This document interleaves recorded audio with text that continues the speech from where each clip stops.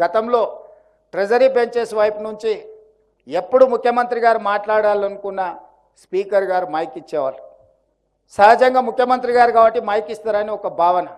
కానీ ప్రధాన ప్రతిపక్ష నాయకుడికి కూడా ఎప్పుడు ఏలు చూపించిన స్పీకర్లు ప్రధాన ప్రతిపక్ష నాయకుడికి మైక్ ఇచ్చి సభానాయకుడికి ఎంత అవకాశము, సభానాయకుడు విషయాలను చెప్పడానికి ఎంత అవకాశం ఇచ్చేదో ప్రధాన ప్రతిపక్ష నాయకుడికి కూడా అంతే అవకాశం ఇచ్చి ప్రభుత్వం తీసుకుంటున్న విధానపరమైన నిర్ణయాలను, పరిపాలనపరమైన అనుమతులను ప్రతిపక్షాలు సలహాలు సూచనలు ఇవ్వడానికి, విమర్శించడానికి, అవసరమైతే నిరసన తెలపడానికి, రాస్తా రోకోలు చేయడానికి నిర్ణయించిందే శాసనసభ.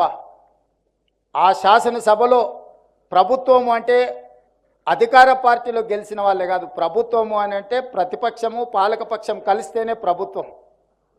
ఈరోజు కాంగ్రెస్ పార్టీలో గెలిచిన 65 మందే ప్రభుత్వం కాదు, 119 మంది శాసనసభ్యులు కలిస్తేనే ప్రభుత్వం.